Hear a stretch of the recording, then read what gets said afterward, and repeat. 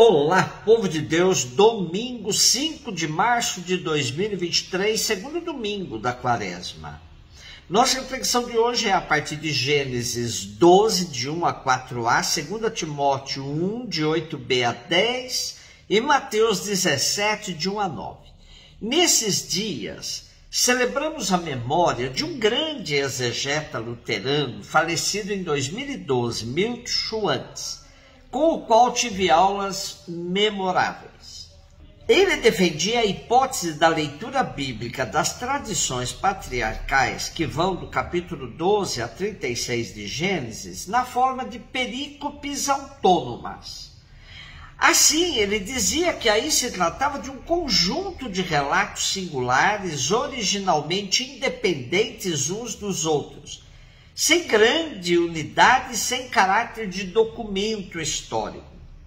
Assim, devemos considerar pequenos relatos sobre os patriarcas, fugindo das perspectivas de grandes narrativas. Cada pequena história funcionava como um conto popular que servia para edificar a vida do povo com um exemplo de vida dos patriarcas. Assim, sobre Abraão, temos uma série de pequenos contos exaltando suas diversas qualidades de homem de fé no Deus dos Hebreus.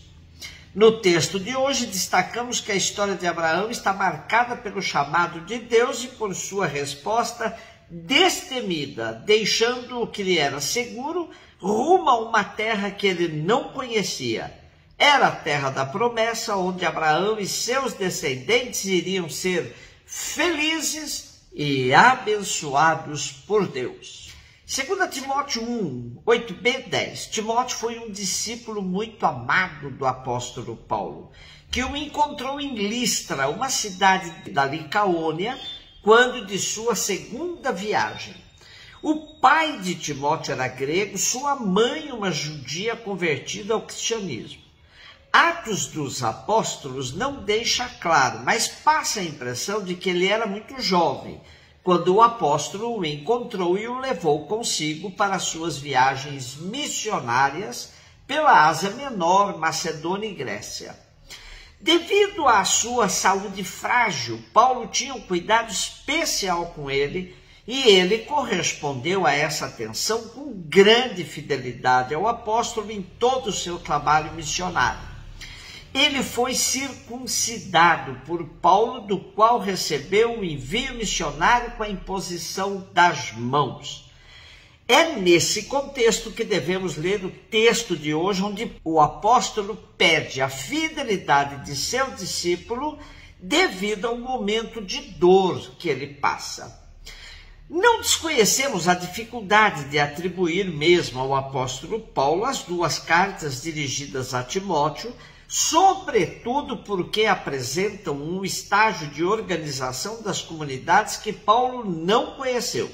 Essas cartas revelam o contexto do final do primeiro século ou começo do segundo século, e Paulo nesse tempo já tinha sido martirizado. Disse que Timóteo é nesse tempo bispo de Éfeso, na costa ocidental da Ásia Menor. Estão a começar as grandes perseguições.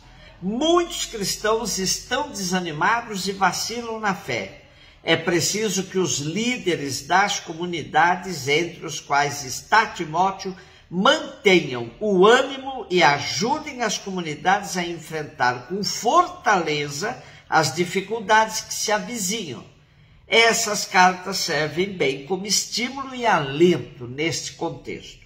Mateus 17, de 1 a 9. Jesus tomou consigo Pedro, Tiago e João, seu irmão, e os levou a um lugar à parte sobre uma alta montanha.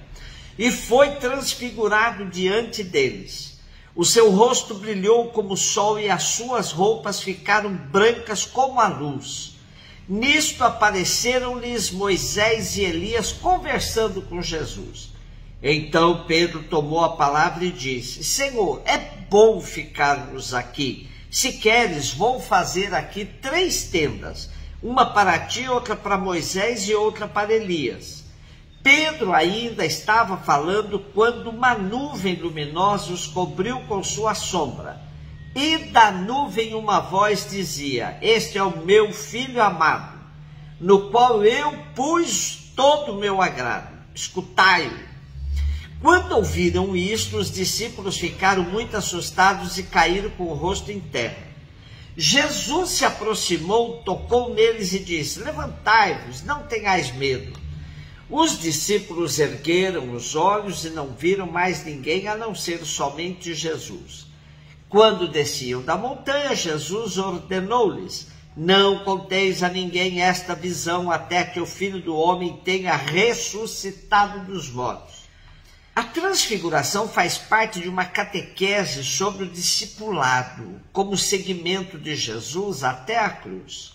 O texto que hoje nos é proposto faz parte desta catequese.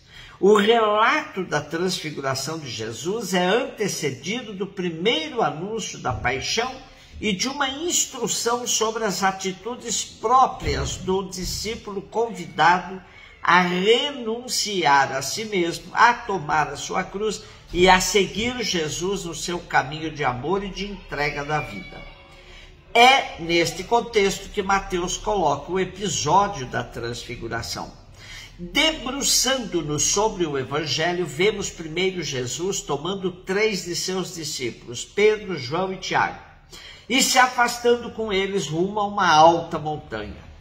Desde o Primeiro Testamento, sabemos que os judeus tinham a montanha como lugar das teofanias, ou seja, da manifestação de Deus.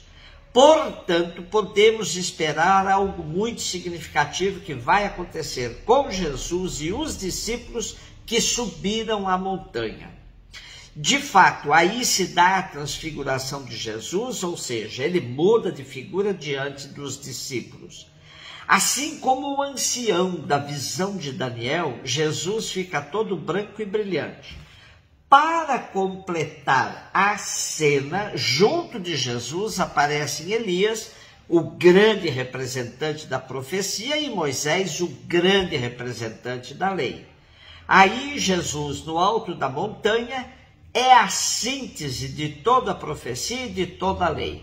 Depois de Jesus, não precisa mais recorrer nem aos velhos profetas, nem ao velho legislador. A revelação de que Jesus é o Filho bem-amado de Deus Pai é o ápice do messianismo. Agora não há mais dúvida, só nos resta ficar com Jesus. O momento da experiência de Deus em Jesus é tão significativo, tão grandioso e profundo, que Pedro ficou perturbado e acabou sofrendo a tentação do distanciamento da missão. Viver eternamente contemplando a Jesus na sua glória é o máximo para um pobre pescador que tinha muita dificuldade de entender a missão a qual foi chamado. Pedro, ao propor a Jesus que não descesse mais da montanha, que erguessem tendas por ali mesmo, representa todos nós que queremos gozar das alegrias da ressurreição sem ter que passar pela cruz. Aliás, a sociedade moderna rejeita a cruz. A palavra sacrifício foi abolida dos dicionários modernos. O slogan da moda é sem medo de ser feliz.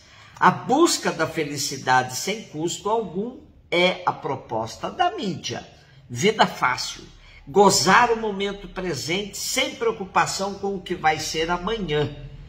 Há um ditado latino que resume essa filosofia de vida.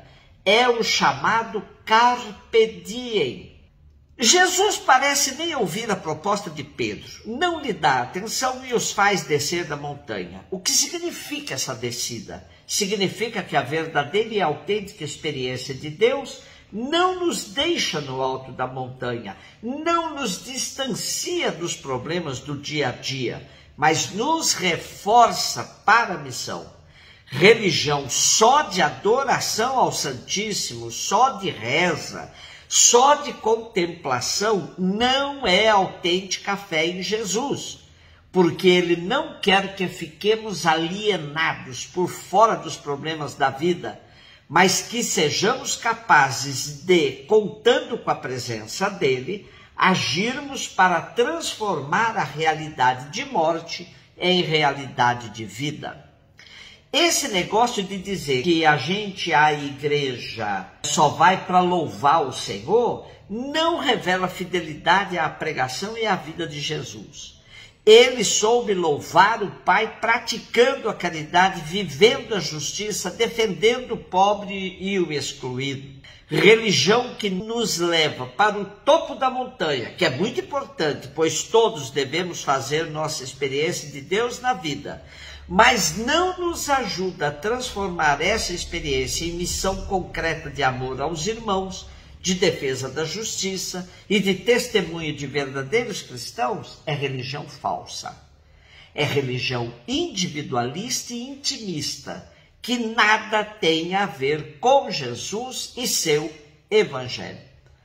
Um beijo no seu coração.